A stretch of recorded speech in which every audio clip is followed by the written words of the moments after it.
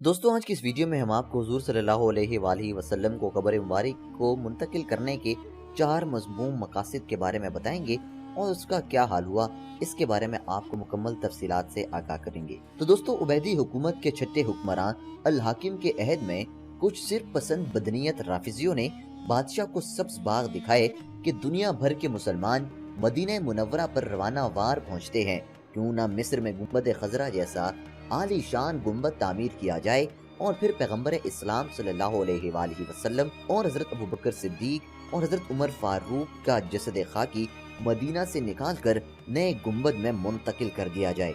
ऐसा होगा तो लोग ज़ियारत के लिए मदीना मुनव्वरा के बजाय मिस्र आया करेंगे और तुम्हारा नाम दुनिया में रोशन हो जाएगा और अहले मिस्र की इज्जत को 4 चांद लग जाएंगे। दोस्तों हाकिम मुशीरों की यारी के चक्कर में आ गया और इसने मिस्र में एक फकीदुल मिसाल इमारत और शानदार गुंबद गैर मामूली दौलत खर्च करके तामीर कराया। जब वो बैतुल अनकबूत यानी मकड़ी का घर पाए तकमील को पहुंच गया तो इसने अपने एक मोतबर साथी अबू अल फतूह को नापाक प्रोग्राम नाफिज करने के लिए मदीना मुनव्वरा भेजा। मदीना से पैगंबर इस्लाम मोहम्मद मुस्तफ़ा सल्लल्लाहु अलैहि वसल्लम के जसद मुबारक को मिस्र मुंतकिल करने का तस्करा इस कदर कसरत से किया गया कि हर कसो नाकस बादशाह के मजबूम अज़ाइम से वाकिफ हो गया। अबुल फतूह जब मदीना मुनव्वरा पहुंचा तो उसकी मुलाकात इमादीन शहर से हुई।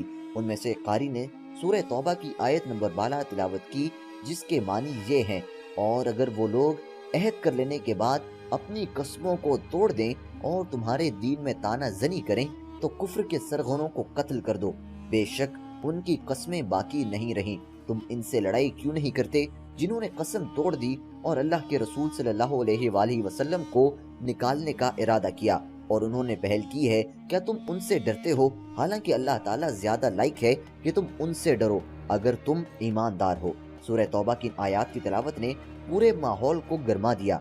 हाजरीन में एक अजीबो गरीब किस्म का वलवला पैदा हो गया और वो अबुल फतूह को कैफर किरदार तक पहुंचाने पर तैयार हो गए। तहम मदीना तैयबा के तकद्दुस को पेश नजर रखकर कत्ल के इकदाम से बाज रहे।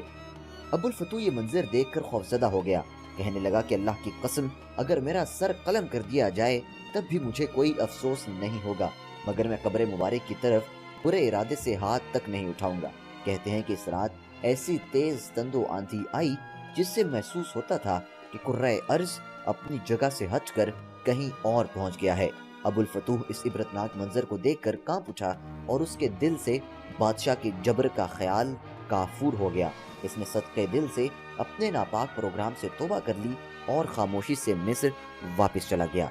दोस्तों इसकी दूसरी कोशिश के बारे में आपको बताएंगे, लेकिन उससे पहले मैं आपको याद दहानी करवाता चलूं कि अगर आप हमारे चैनल पर पहली मर्तबा आए हैं तो इसे सब्सक्राइब जरूर कीजिएगा और मौजूद घंटी की अलामत को दबा दीजिएगा, क्योंकि हमारा चैनल सिरातुल हक सोशल मीडिया पर वो वाहिद चैनल है जो कि आपको इस्लामिक वाक़यात, इस्लामिक पर्सपेक्टिव से जिंदगी गुजारने के तरीके और आपकी डेली लाइफ से मुतालिक मालूमात फराहम करता है, जिससे आपकी जिंदगी संवर सकती है। इसलिए आप इसे सब्सक्राइब जरूर कीजिएगा।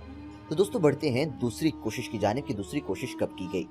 दोस्तों शेख शमसुद्दीन सवाब रहमतुल्लाह बयान करते हैं कि मेरे एक मुखलिस दोस्त जिनके अमीर मदीना से गहरे ताल्लुकात थे मेरे पास आए और कहने लगे कि हल्फ के राफिजियों की एक जमात अमीर के लिए कीमती सामान और आला दर्जे के तहाइफ लेकर पहुंची है। हल्फ के राफिजियों ने अमीर को अबू बकर और उमर रज़ी अल्लाह ताला अन्हुमा की अजसाम निकाल कर ले जाने पर रजामंद कर लिया है। अमीर मौसूफ मजहबी बेहिस्सी के बाइस इनके चक्कर में आ गया और इन्हें अजसाम कब्र से निकाल कर ले जाने की इजाजत दे दी। शेख शमसुद्दीन कहते हैं कि ये सुनकर मेरे हवास उड़ गए। मैं भी उस फिक्र में बैठा हुआ था कि अचानक अमीर का कासिद मुझे बुलाने आ गया। मैं हाजिर खिदमत हुआ। अमीर ने हुक्म दिया कि आज रात कुछ लोग मस्जिद में आएंगे, तुम उनके लिए दरवाजा खोल देना और उनके काम में मुदाखलत न करना। शेख शमसुद्दीन कहते हैं कि मैं बहुत अच्छा जनाब कहकर वापस आ गया, मगर सारा दिन हजरे मुक़द्दसा के पास बैठा रोता रहा। एक लम्हे के लिए भी मेरे आंसू न थमे। किसी को हकीकत हाल का पता नहीं था कि मैं किस मुसीबत से गुजर रहा हूँ। शेख शमसुद्दीन बताते हैं कि इशा की नमाज से फारिग होकर जब लोग चले गए तो मैंने दरवाजे बंद कर दिए। कुछ देर बाद बाबुल इस्लाम जो मेरे मदीना के घर के करीब था, इसी तरफ से वो लोग आए। उन्होंने दरवाज़ा खटखटाया। मैंने अमीर मदीना के हुक्म के मुताबिक दरवाज़ा खोल दिया। वो अंदर आना शुरू हुए। उनकी तादाद 40 थी। वो लोग फावड़े, कदाल, टोकरियां اور کھودنے کے دیگر آلات روشنی کے لیے شمع سانس لے کر آئے تھے۔ شیخ شمس الدین بتاتے ہیں کہ میں حیرانی و پریشانی کے عالم میں ایک طرف بیٹھا رونے اور سوچنے لگا کہ یا اللہ تو قیامت برپا کر دے تاکہ یہ بدتنیت لوگ اپنے عزائم سے باز رہیں۔ یہ لوگ مسجد نبوی صلی اللہ علیہ وآلہ وسلم میں داخل ہو کر حجرہ مقدسہ کی طرف بڑھتے جا رہے تھے۔ ابھی ممبر شریف تک پہنچے بھی نہ تھے کہ ساز و سامان سمیت سب کے سب زمین میں دھس گئے۔ یہ واقعہ سیدنا عثمان بن عفان کی توسیع کے پہلے مغربی ستون کی جگہ کے قریب پیش آیا تھا۔ امیر مدینہ لوگوں کی واپسی کے انتظار کر رہا تھا، مگر زیادہ دیر گزر جانے پر اس نے مجھے طلب کیا اور مجھ سے پوچھا کہ وہ لوگ نہیں آئے کیا؟ تو میں نے کہا کہ وہ لوگ آئے تھے۔ امیر نے دریافت کیا تو پھر کیا ہوا؟ میں نے جو ماجرا دیکھا تھا لفظ با لفظ سنا دیا، مگر امیر مدینہ کے وہم و گمان میں بھی یہ بات نہ آ سکتی تھی کہ انہیں زمین نگل گئی ہوگی۔ امیر نے ذرا تیز و تند لہجے میں کہا، ہوش والی بات کرو۔ میں نے کہا جناب آپ تشریف لے چلیں اور اپنی آنکھوں سے یہ منظر دیکھ لیں، ابھی دھسنے کے آثار اور کچھ کپڑے وغیرہ نظر آ رہے ہیں۔ امیر نے مجھے سخت تنبیہ کی کہ اس واقعے سے کسی کو آگاہ نہ کرنا ورنہ تمہاری گردن اڑا دی جائے گی۔ احمد ذکی پاشا المعروف بشیخ العرب مجلل حلال شمارہ نمبر 1920 جلد نمبر 27 میں ایک مضمون میں لکھتے ہیں کہ یہ واقعہ جمال الدین مطری اور جمال الدین اسنوی سے منقول ہے۔ احمد ذکی پاشا کا کہنا ہے کہ جن مورخین نے نور الدین اور ان کے محاصرین اور جانشینوں کے حالات قلم بند کیے ہیں انہوں نے اس سنجیدہ واقعے کا کوئی بھی ذکر نہیں کیا، اس لیے ان کے خیال میں یہ واقعہ ایک بے بنیاد، جھوٹی اور من گھڑت داستان سے زیادہ کوئی وقعت نہیں رکھتا۔ تاہم ابواب تاریخ المدینہ کے مصنف علی حافظ لکھتے ہیں کہ میرے نزدیک یہ واقعہ تھوڑی بہت تاریخی اہمیت ضرور رکھتا ہے۔ مدینہ منورہ کی ایک مشہور شاہراہ کا نام سقیف الرصاص ہے۔ یہ مسجد نبوی شریف سے جنوبی مغرب میں باب الاسلام کے قریب واقع ہے۔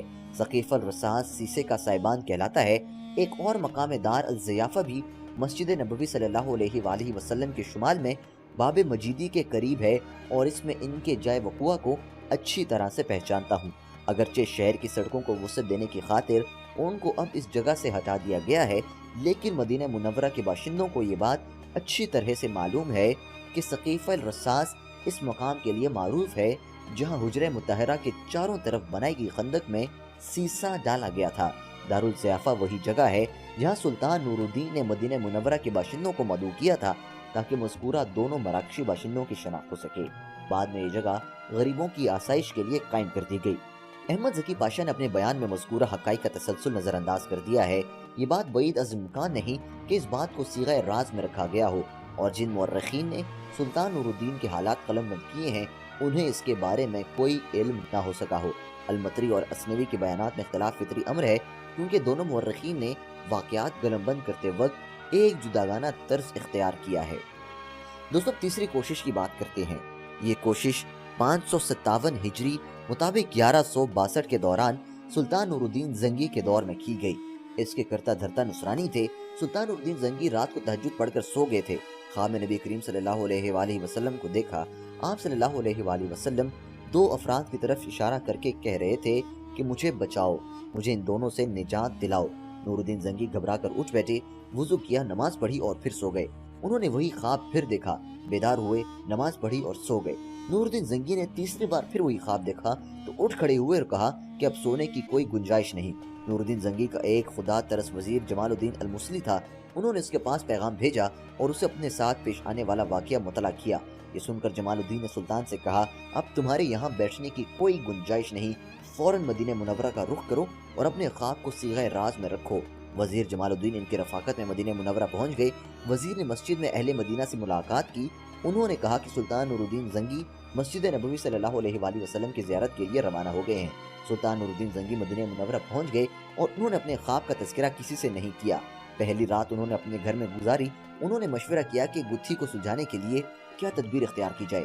بالآخر طے پایا کہ شہر کے تمام لوگوں کو دعوت دی جائے اور ان میں انعامات تقسیم کیے جائیں۔ اس طرح مطلوبہ اشخاص کی پہچان کر کے انہیں گرفتار کر لیا جائے۔ چنانچہ وزیر نے اعلان کرایا کہ بادشاہ سلامت آئے ہوئے ہیں، وہ اہل مدینہ کو انعامات سے نوازنا چاہتے ہیں، لہٰذا ہر آدمی آئے اور سلطان کی سخاوت سے فیض یاب ہو۔ لوگوں نے آنا شروع کیا، شاہی تحائف لے کر رخصت ہونے لگے۔ بادشاہ تحفہ دیتے وقت ہر آدمی کو گہری نگاہ سے دیکھتا اور خواب میں دیکھی شکلوں کو تلاش کرتا۔ شہر کے چھوٹے بڑے امیر غریب سب آئے، سب نے شاہی تحائف وصول کیے، مگر جن کی جستجو سلطان نور الدین زنگی کو تھی وہ شکلیں نظر نہ آئیں۔ आखिर में सुल्तान ने नूरुद्दीन जंगी के बार बार सवाल पर लोगों ने बताया कि बस मराकश के 2 शहरी बाकी बचे हैं, वगरना सब आ चुके हैं। ये लोग किससे कुछ नहीं लेते, ये साले लोग हैं, मालदार हैं, खैर खैरात बहुत ज्यादा करते हैं। ये सुनकर सुल्तान का सीना कुशादा हो गया और उन्होंने कहा कि इन दोनों को बुलाया जाए। सुल्तान नूरुद्दीन जंगी ने उन दोनों को देखा तो वो उसी शक्ल सूरत के थे जिनकी शक्लें उनके ख्वाब में आई थीं और रसूल करीम सल्लल्लाहु अलैहि वसल्लम ने उनसे निजात दिलाने की फरियाद की थी। सुल्तान नूरुद्दीन जंगी ने उन्हें देखते ही दरियाफ्त किया कि तुम लोग कहाँ के हो। उन्होंने कहा हम मराकेश से ताल्लुक रखते हैं, यहाँ हज के लिए आए हुए हैं, जरूरत की वजह से रसूल करीम सल्लल्लाहु अलैहि वसल्लम के पड़ोस में रह रहे हैं, ये हमें पसंद है। सुल्तान नूरुद्दीन जंगी ने कहा कि सच सच बताओ कि तुम कौन हो। ताहम उन दोनों ने सकूत इख्तियार किया। सुल्तान नूरुद्दीन जंगी ने पूछा कि इनका घर कहाँ है। बताया गया कि हुजरा शरीफ के करीब रबात में है। मदीना के लोगों ने इन दोनों की बेहद तारीफ की। उन्होंने कहा कि ये अल्लाह वाले लोग हैं, अक्सर रोजे में होते हैं, सदका खैरात करते रहते हैं, बकीउल गरकत और कुबा की ज़ियारत के लिए भी आते जाते रहते हैं। नूरुद्दीन जंगी ने इन दोनों को पकड़ लिया और अपने घर ले आए। सुल्तान नूरुद्दीन जंगी बनफ़्स नफीस उनके घर का चक्कर लगाते रहे। अचानक उन्हें घर में एक चटाई नजर आई। उन्होंने चटाई उठाई तो उसके नीचे सुरंग खुदी हुई नजर आई। सुरंग बहुत गहरी और बहुत दूर कब्र मुबारक तक पहुंच गई थी। लोग ये मंजर देखकर खौफजदा हो गए। सुल्तान नूरुद्दीन जंगी ने उन दोनों से कहा कि तुम लोग मुझे अपनी हकीकत बताओ। उन्होंने उन्हें ज़दोकोब किया। इस पर दोनों ने तस्लीम किया कि वो ईसाई हैं। उन्हें ईसाई सलातीन ने मराकश के हाजियों के काफिले में शामिल करके भेजा था। उन्हें ख्वाब दौलत दी थी और उन्हें हुक्म दिया था कि वो नबी करीम सल्लल्लाहु अलैहि वसल्लम का जसद अत्थर किसी तरकीब से चोरी करके लाएं। दोनों रात के वक्त खुदाई करते, मिट्टी थैले में भरकर दोनों जन्नतुल बक़ी की ज़ियारत के नाम पर वहाँ छोड़ आते। दोनों एक तवील मुद्दत तक इसी तरह क़याम पज़ीर रहे। फिर जब हुजरा मुबारका के करीब पहुंच गए तो बिजली चमकी और ज़बरदस्त इर्तिआश पैदा हुआ। ऐसा लगा कि पहाड़ अपनी जगह से उड़ जाएगा। सुल्तान नूरुद्दीन जंगी उनकी ईमान सुज़ बातें सुनकर गुस्से से भड़क उठे। उन्होंने उन्हें इबरतनाक सज़ा देने का हुक्म जारी किया। इसी के साथ साथ सुल्तान नूरुद्दीन जंगी पर एक अजीब व गरीब रकत आमेज कैफियत बितारी थी। उन्हें ये सोचकर अपने ऊपर फ़ख्र महसूस होने लगा था कि अल्लाह ताला ने इस अजीम शान खिदमत पर उन्हें मामूर किया और उन्हें इस काबिल समझा कि वो ये काम सरअंजाम दें। दोस्तों, उम्मीद करता हूँ कि आपको ये वीडियो अच्छी लगी होगी। इसे लाइक ज़रूर कीजिएगा, कमेंट सेक्शन में राय का इज़हार